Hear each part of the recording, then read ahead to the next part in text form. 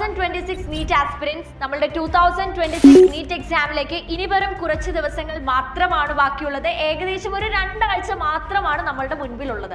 കുട്ടികൾ ഏറ്റവും കൂടുതൽ ടെൻഷൻ അനുഭവിക്കുന്ന ദിവസങ്ങളാണ് ഈ അവസാനത്തെ കുറച്ച് ദിവസങ്ങൾ എന്ന് പറയുന്നത്. കാരണം നമ്മൾ തിയറി പഠിക്കാൻ നോക്കുമ്പോൾ നമുക്ക് ക്വസ്റ്റ്യൻസ് ചെയ്യാൻ തോന്നും. ക്വസ്റ്റ്യൻസ് ചെയ്യുമ്പോൾ നമുക്ക് തിയറി പഠിക്കാനോ അല്ലെങ്കിൽ വേറെ എന്തെങ്കിലുമൊക്കെ ചെയ്യാൻ തോന്നും. പ്രോപ്പർ ആയിട്ട് നമുക്ക് ടൈം ടേബിൾ കൺസിസ്റ്റന്റ് ആയിട്ട് ചെയ്യാൻ പറ്റാത്ത ഒരു മാനസിക അവസ്ഥ എന്ന് പറയുന്നത് എല്ലാ കോമ്പറ്റേറ്റീവ് എക്സാം ഫേസ് ചെയ്യാൻ പോകുന്ന കുട്ടികളും ലാസ്റ്റ് ദിവസങ്ങളിൽ ഫേസ് ചെയ്യുന്നതാണ്.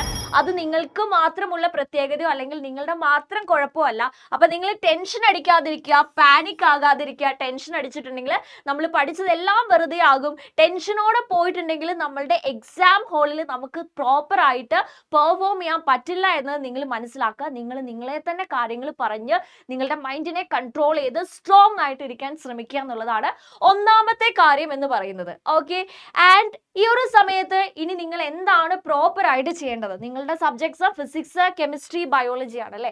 അപ്പൊ ഈ വിഷയങ്ങളിൽ നിങ്ങൾക്ക് ക്ലാരിറ്റി വേണ്ട ഏതെങ്കിലും കോൺസെപ്റ്റ്സ് ഉണ്ടെങ്കിൽ ഈ ആദ്യത്തെ ഒരു വീക്കിൽ അത് പ്രോപ്പർ ആയിട്ട് നിങ്ങൾ ക്ലിയർ ചെയ്യുക. പക്ഷേ നിങ്ങൾ ഒരു കാരണവശാലും ചെയ്യാൻ പാടില്ലാത്ത കാര്യം എന്ന് പറയുന്നത് ലാസ്റ്റ് ഒരാഴ്ചയെങ്കിലും ഏകദേശം ഒരു 8-10 ദിവസങ്ങളെങ്കിലും നിങ്ങൾ ഒരു പുതിയ ടോപ്പിക്സും പഠിക്കാൻ പാടില്ല. നിങ്ങൾ തീരെ പഠിച്ചിട്ടില്ലാത്ത ടോപ്പിക്സ് ഒന്നും തന്നെ ലാസ്റ്റ് ദിവസങ്ങളിൽ പഠിക്കാൻ പാടില്ല. എത്ര തവണ പറഞ്ഞാലും കുട്ടികൾ വീണ്ടും പോയിട്ട് ഇത് ചെയ്യും. പക്ഷെ അതൊരു കാരണവശാലും നിങ്ങൾ ചെയ്യാൻ പാടില്ല. നിങ്ങൾക്ക് ഏതെങ്കിലുമൊക്കെ ടോപ്പിക്സ് റിവൈസ് ചെയ്യണമെങ്കിൽ നിങ്ങളത് റിവൈസ് ചെയ്തുകൊണ്ടിരിക്കുക. അതിനുള്ള ഒരു സമയം നിങ്ങൾ നിങ്ങളുടെ ടൈം ടേബിൾ കണ്ടെത്തുക. ആൻഡ് ഈ ഒരു ടൈം പീരീഡിൽ നിങ്ങൾക്ക് അബ്രിവിയേഷൻസ്, അതുപോലെ എന്തെങ്കിലും short forms, formulas, equations, years, സയന്റിസ്റ്റിന്റെ നെയിം, അങ്ങനെ കുറെ കാര്യങ്ങൾ ഉണ്ടാവില്ലേ, ഓർത്തിരിക്കേണ്ട കാര്യങ്ങൾ. അത് കണ്ടിന്യൂസ് ആയിട്ട് ഫ്രീക്വന്റ് ആയിട്ട് നിങ്ങൾ റിവൈസ് ചെയ്തുകൊണ്ടിരിക്കുക.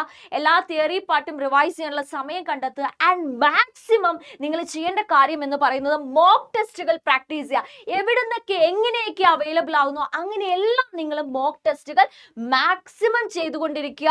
ആൻഡ് PYQs ചെയ്യുക. കുറഞ്ഞത് ഒരു 5-6 വർഷങ്ങളിലെ PYQs എങ്കിലും നിങ്ങൾ നിർബന്ധമായിട്ടും ചെയ്യണം. വെറുതെ ക്വസ്റ്റ്യൻസ് പ്രാക്ടീസ് ചെയ്താൽ മാത്രം പോരാ.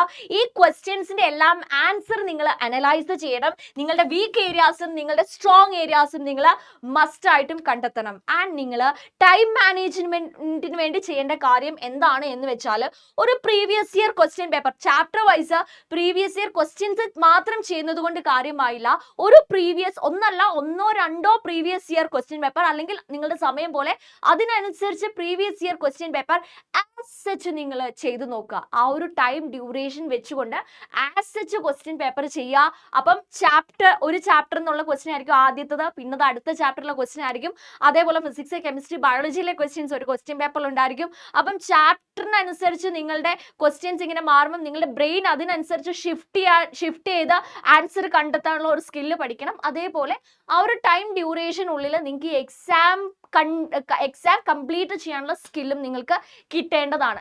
ആൻഡ് ഈ ഒരു സമയത്ത് ഇതിനപ്പുറം നിങ്ങൾക്ക് ഒരുപാട് കൺഫ്യൂഷൻസ്, ഒരുപാട് ക്ലാരിറ്റി ഇല്ലായ്മ, ഒരുപാട് ക്വയറീസ് ഒക്കെ ഉണ്ടായിരിക്കും അല്ലേ? അതായത് ചില കുട്ടി ഇപ്പൊ നമുക്ക് സിറ്റി ഇന്റിമേഷൻ കിട്ടിയിട്ടുണ്ട്. NTA സൈറ്റിൽ എക്സാമിനേഷൻ സിറ്റി ഇന്റിമേഷൻ അറിയിച്ചിട്ടുണ്ട്. അപ്പൊ നിങ്ങളുടെ എല്ലാവരുടെയും എക്സാമിനേഷൻ നടക്കാൻ പോകുന്ന സെന്റർ ഏത് സിറ്റിയിലാണെന്ന് ജസ്റ്റ് നിങ്ങൾ ചുമ്മാ ഒന്ന് കമന്റ് ചെയ്യുക.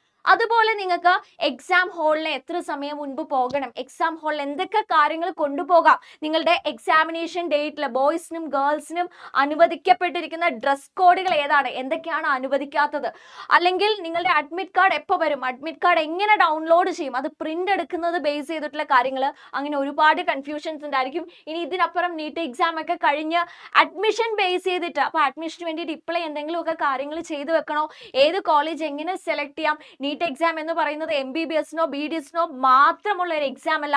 ബാക്കി ഏതൊക്കെ കോഴ്സിന് പ്രിപ്പയർ ചെയ്യുന്ന കുട്ടികൾ ഇത് കാര്യമായിട്ട് അറ്റൻഡ് ചെയ്യണം.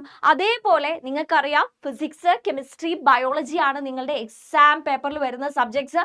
അപ്പൊ ടൈം മാനേജ്മെന്റ് പെർഫെക്റ്റ് ആയിട്ട് ചെയ്ത് തീർക്കാൻ വേണ്ടിയിട്ട് ഫിസിക്സ് ആദ്യം എഴുതണോ, കെമിസ്ട്രി ആദ്യം എഴുതണോ, ബയോളജി ആദ്യം എഴുതണോ, ഏതാണ് ബുദ്ധിപരമായിട്ടുള്ള കളി? കാരണം കുറെ ആളുകൾ ഫിസിക്സും കെമിസ്ട്രിയും ആദ്യം അറ്റൻഡ് ചെയ്യുന്നതാണ്, അല്ലെങ്കിൽ കുറെ ആളുകൾ ബയോളജി പാർട്ട് ഫസ്റ്റ് അറ്റൻഡ് ചെയ്യുന്നതാണ് ബെറ്റർ. ഇങ്ങനെയൊക്കെ കുറേ കാര്യങ്ങൾ നിങ്ങൾ കേട്ടിട്ടുണ്ട്. അപ്പോൾ ഇതൊക്കെ റിലേറ്റ് ചെയ്ത് നിങ്ങൾക്ക് കൺഫ്യൂഷൻസ് ഉണ്ടായിരിക്കും. അതുപോലെ കഴിഞ്ഞ വർഷങ്ങളിലെ കട്ട് ഓഫ് ഒക്കെ നിങ്ങൾക്ക് അറിയാമായിരിക്കും. അപ്പൊ ഏകദേശം എത്രമാത്രം കട്ട് ഓഫ് ആണ് നമ്മൾ നേടേണ്ടത്, ആ കട്ട് ഓഫിലേക്ക് എത്താൻ വേണ്ടിയിട്ട് നമ്മുടെ എക്സാമിന് നെഗറ്റീവ് മാർക്കിംഗ് ഉള്ള കാര്യം നിങ്ങൾക്കറിയാം. അപ്പൊ ആ നെഗറ്റീവ് മാർക്കിംഗ് ഉള്ളത് കൊണ്ട് തന്നെ മാക്സിമം സ്കോറിലേക്ക് എത്താൻ ഏറ്റവും ബെസ്റ്റ് ആയിട്ടുള്ള ഓപ്ഷൻ എന്ന് പറയുന്നത് ഫുൾ ക്വസ്റ്റ്യൻസ്. നെഗറ്റീവ് മാർക്ക് ഉണ്ടെങ്കിൽ പോലും നമുക്ക് ഒരു ക്വസ്റ്റ്യനിൽ 2 ഓപ്ഷൻ അറിയാം, 2 ഓപ്ഷൻ അറിയില്ല. അപ്പൊ 2 ഓപ്ഷൻ ഒഴിവാക്കിയിട്ട് ബാക്കി 2 ഓപ്ഷൻ ഗസ് ചെയ്ത് ആൻസേഴ്സ് ചെയ്യുന്നത് ഒരു ശരിയായ രീതിയാണോ, അല്ലെങ്കിൽ നെഗറ്റീവ് മാർക്കിംഗ് ഉള്ളത് കൊണ്ട് തന്നെ അറിയാവുന്ന ക്വസ്റ്റ്യൻ മാത്രം അറ്റൻഡ് ചെയ്യുന്നതാണോ ബെറ്റർ ആയിട്ടുള്ള രീതി? ഇങ്ങനെ കുറേ കൺഫ്യൂഷൻസ് നിങ്ങൾക്ക് ഉണ്ടായിരിക്കും. ഇനി ഫിസിക്സിലും കെമിസ്ട്രിയിലും ബയോളജിയിലും ചില പെർട്ടിക്കുലർ ടോപ്പിക്സ് ഉണ്ടായിരിക്കും. ആ ടോപ്പിക്സ് നിങ്ങൾക്ക് അറിയാമായിരിക്കും, പക്ഷെ ഏതെങ്കിലും ഏരിയയിൽ കുറച്ചും കൂടെ ക്ലാരിറ്റി വേണം. അപ്പോൾ ആ ഒരു പെർട്ടിക്കുലർ ടോപ്പിക്ക് ഒരു വീഡിയോ ആയിട്ട് അല്ലെങ്കിൽ ഷോർട്സ് ആയിട്ടൊക്കെ നിങ്ങൾക്ക് കിട്ടിയിട്ടുണ്ടെങ്കിൽ യൂസ്ഫുൾ ആയിരിക്കും. PYQs നിങ്ങൾക്ക് ചെയ്യണം.